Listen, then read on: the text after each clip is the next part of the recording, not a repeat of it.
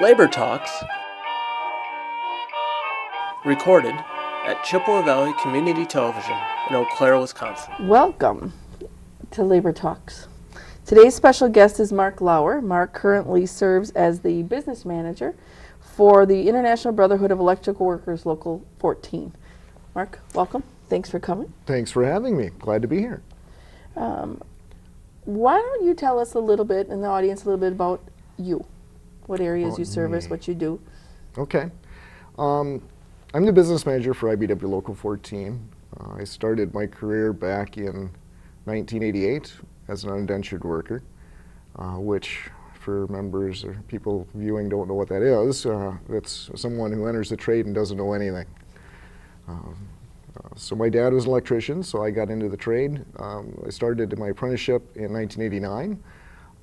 Worked as an apprentice till 1991, graduated, became a JW electrician, inside, licensed through the state of Wisconsin.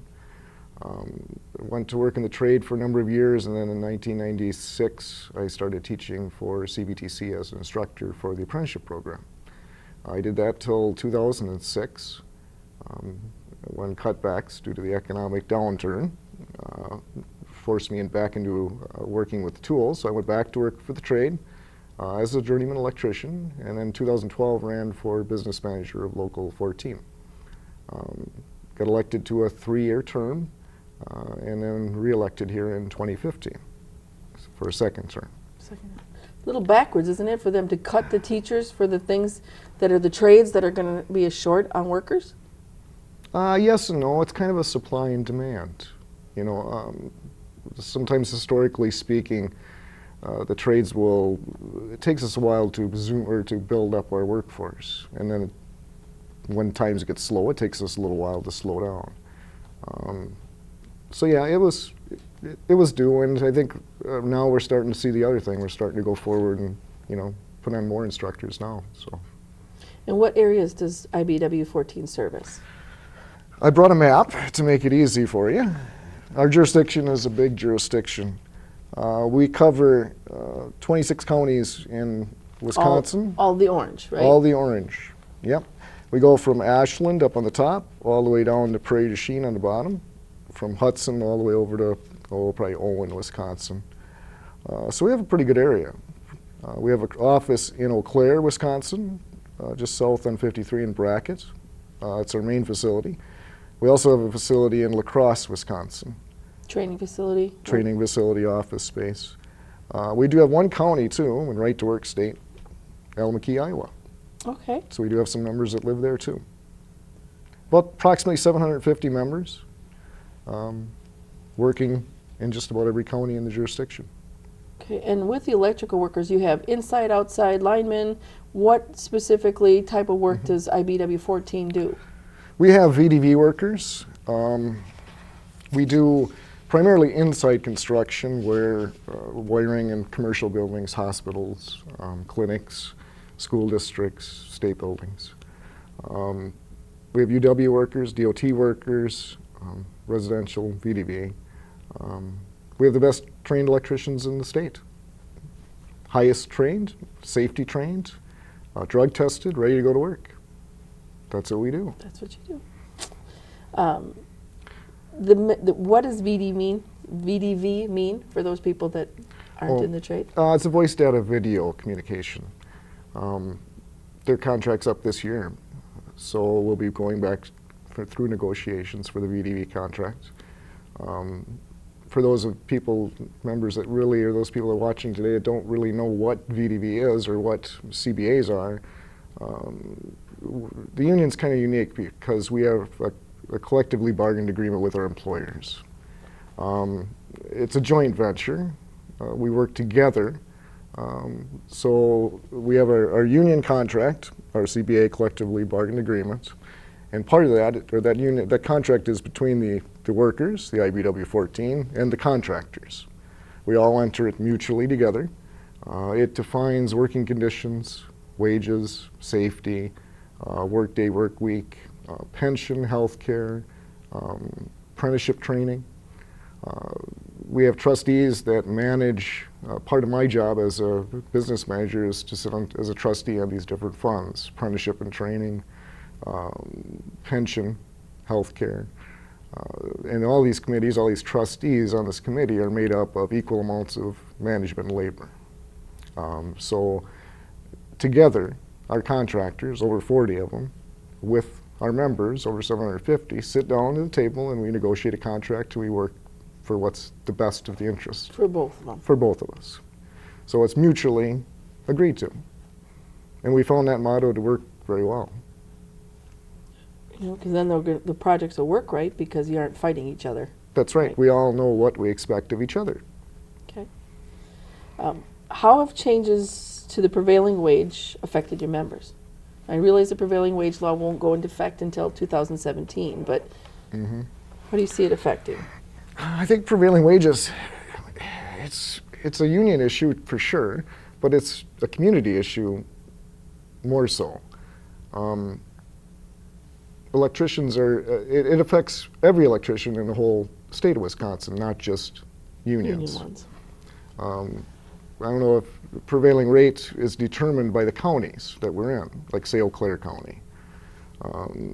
Private sector businesses, electrical, we'll take electrical because that's what I'm for. They submit worksheets for the jobs that they do. So the DWD basically hands out a form to each employer, and the employer fills out how many hours they worked on a project, what they're paying for wages, what they're paying for benefits, what they're paying for health care, pension. At the end of the year, they calculate it up and they come to an average wage, a prevailing rate for that county.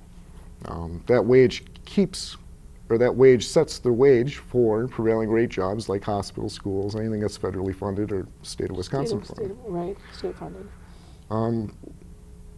What that does then is it makes it competitive, it keeps the competitive nature equal for all contractors. So they all have to pay the same wages.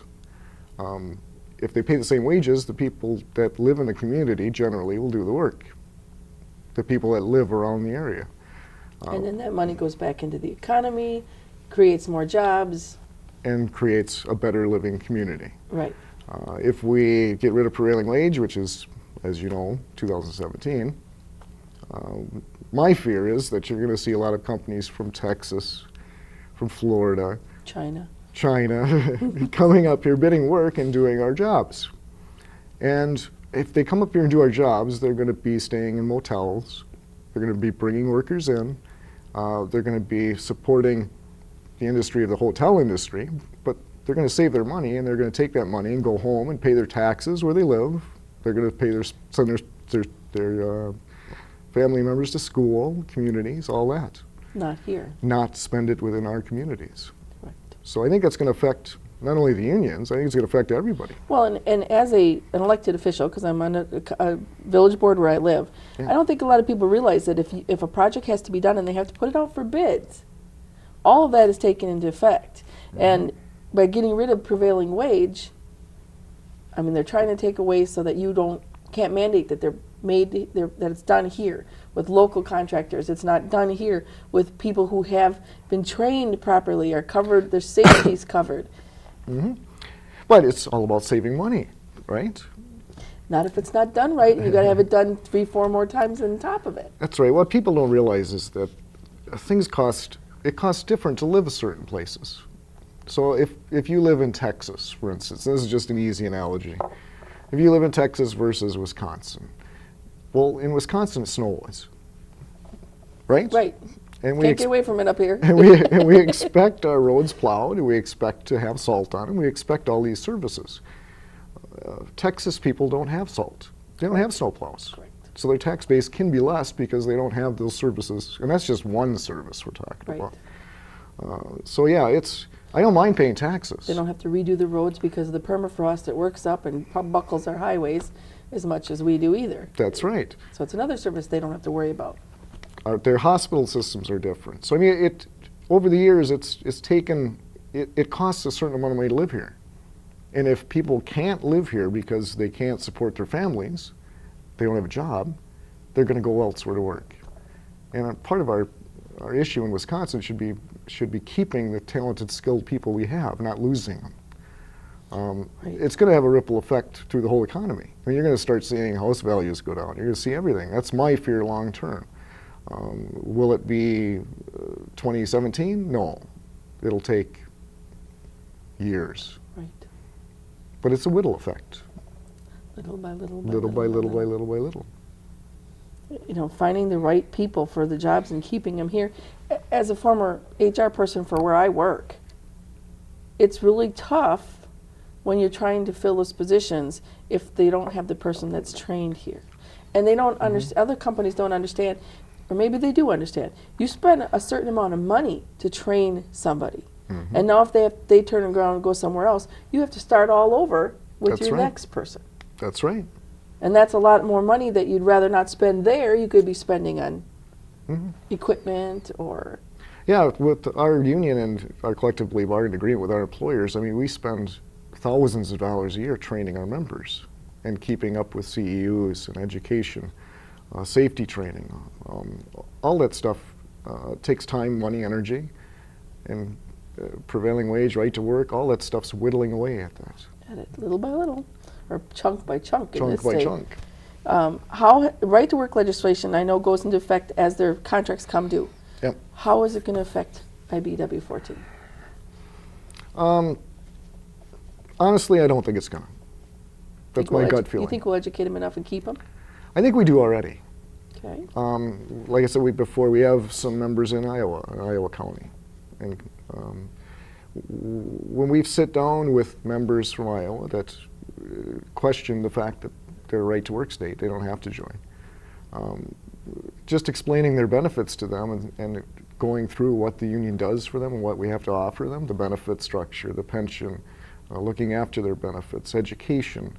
Once they understand that our organization is them and we're building an organization to take care of them, they no issue whatsoever of paying working dues.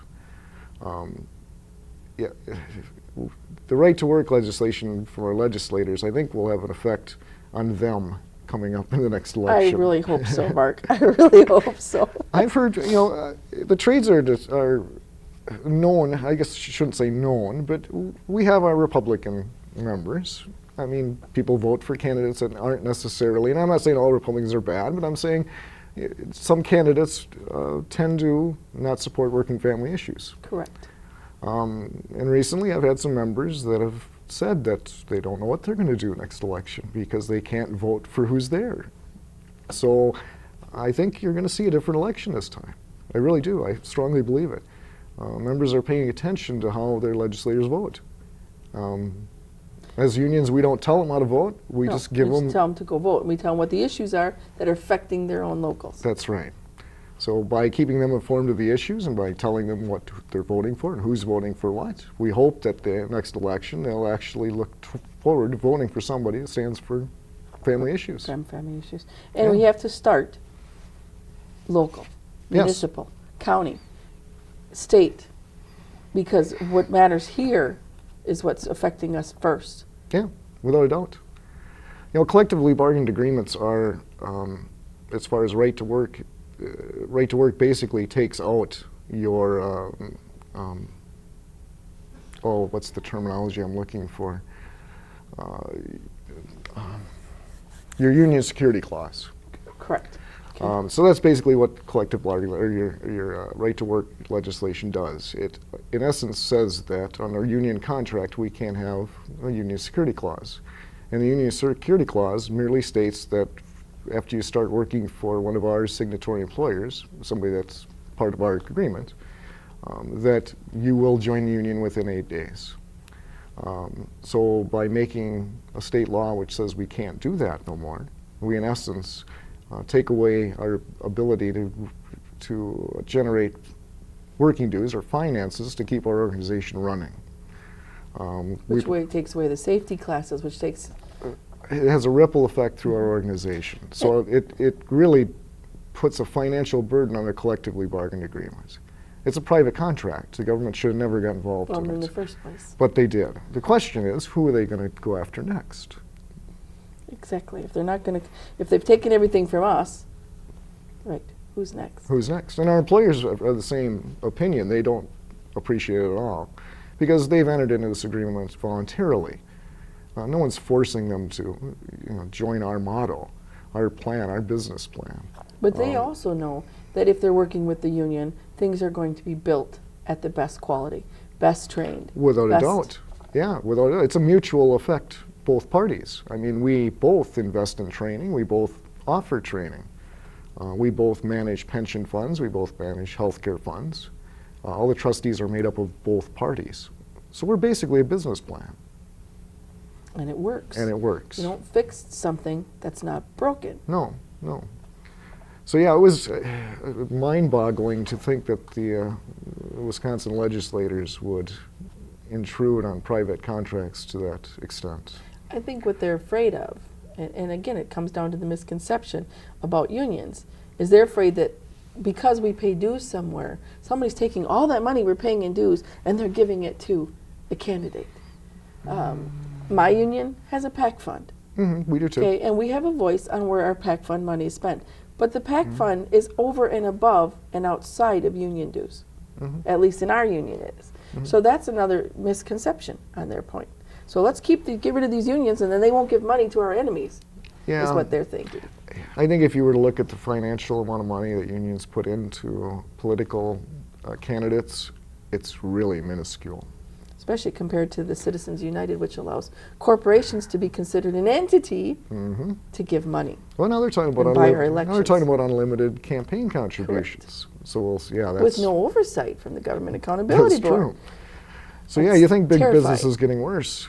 You know, it's just amazing. The middle class has to have money to do things. We can't keep funneling the money into the top 1%. You know, it was 2% 2 or 3 years ago. Now it's 1%. 1%. Because they certainly don't funnel it back to us.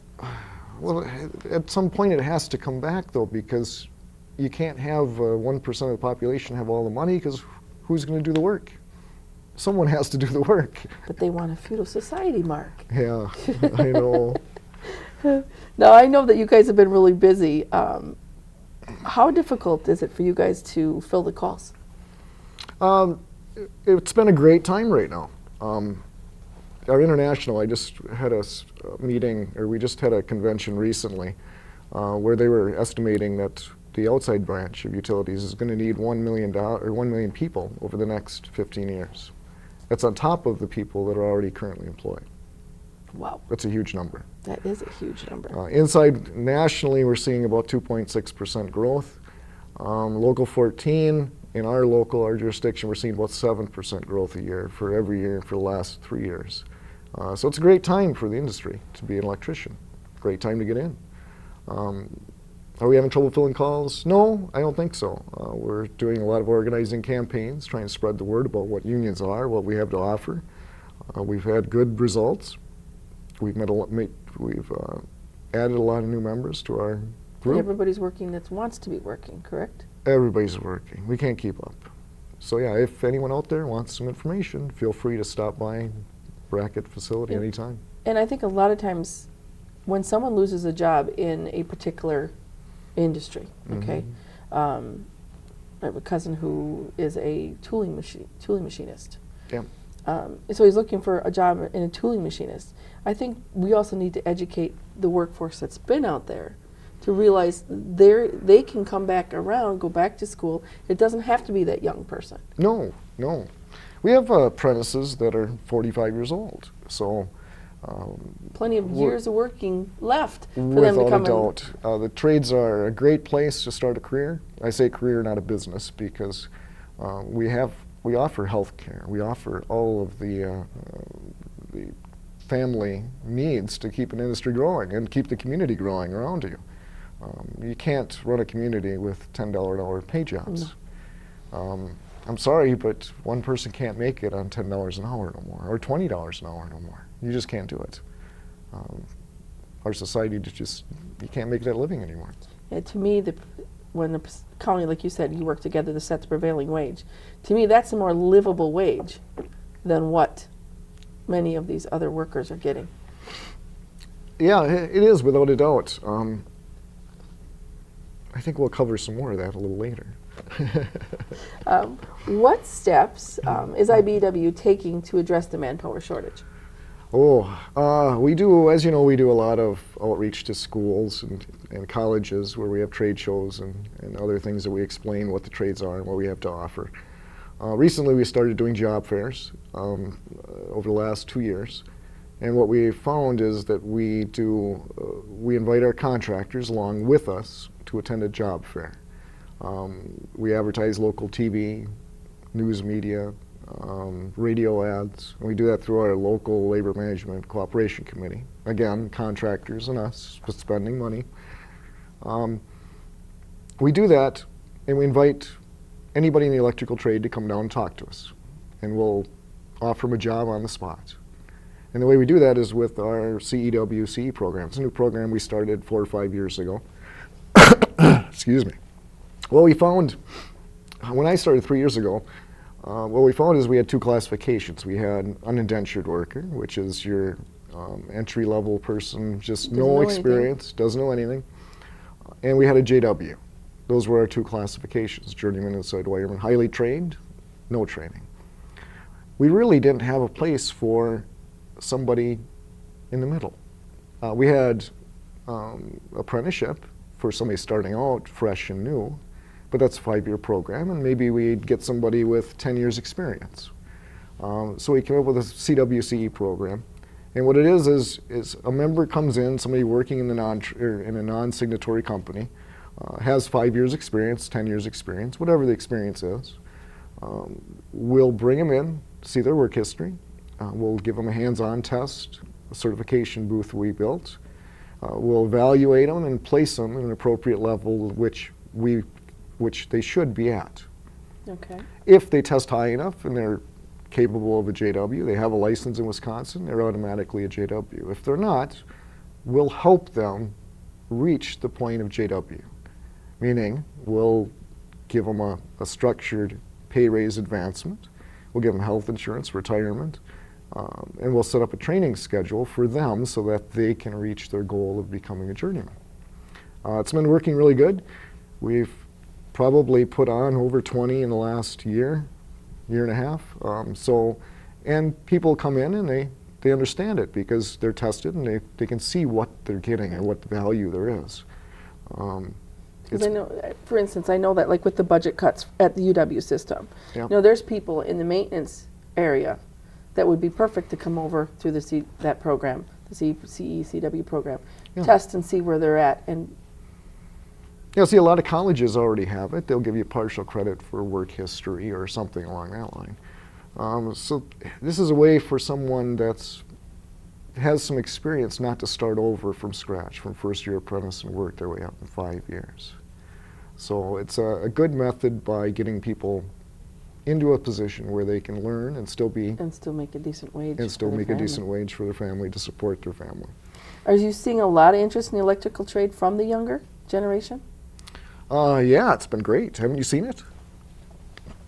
Recent polls from the international office, from our international office, said that 18 to 34-year-olds, 66% of them approve of unions. Oh, awesome. Now, why do you think that is? I think part of that's the pay. Pay. Pay and benefits. I got thinking about it more from my perspective, and I thought, well, I had to think through my generations. And if you can think about this, you know, my great-grandfather came over here from Germany, and I don't know much about him. I met him once. I was pretty young, but I mean, him and Grandma they weren't rich. They're living paycheck to paycheck, not highly educated. I don't think they graduate high school. My grandpa had a farm in western Wisconsin, Lauer, Arkansas. I think he went to high school. I think he completed. I don't really know. Later in life, he is 70 years old running a laundromat in Durand. So, I mean, he didn't have a lot of money either. But he did send his kids to school, to college. And my dad went to school. He went through the Air Force, became an electrician. My mom stayed home. She didn't work. She raised the family.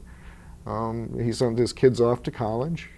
And then we get to my generation. Well, my generation, me and wife both worked. We don't have any kids, but I mean, if we did have kids, we'd be struggling to save for them. Same here, yeah. So I mean, it took two of us working to raise a family in today's economy. The question is, where are your children going to be? A lot of times what we're seeing, I think, in the real world right now is we're seeing children moving back home. They're going to college. They're graduating with a $40,000, $50,000 debt. They can't afford a house. They can't afford insurance. Can't afford retirement. Family. Can't afford a family, so they're moving back with their parents now. We just had an apprentice the other day come in. He's turned out last week. So he came in to update his ticket to a JW ticket. He has over 40,000 in his retirement account. So where can you, if you go to school and you go for a college education, you're going to come out of college with a $40,000 debt. Yep. And you're going to be starting a career probably at the bottom.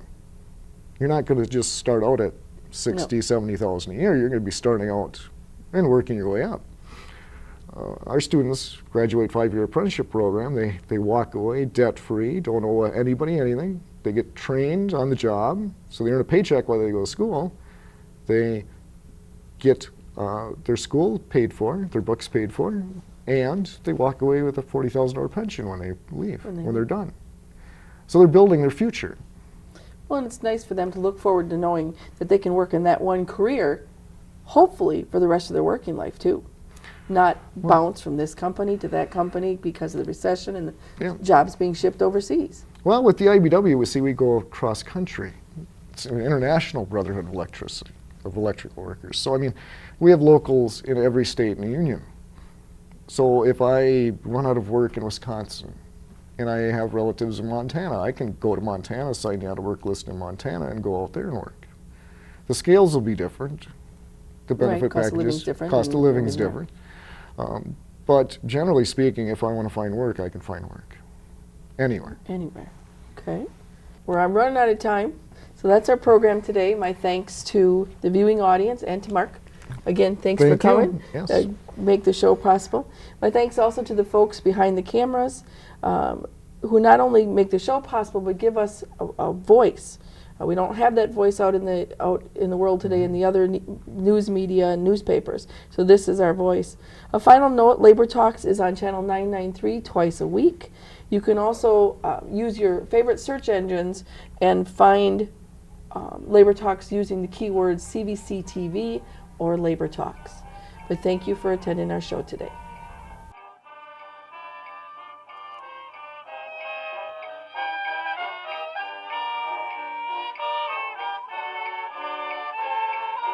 Chippewa Valley Community Television is made possible by continuing community support.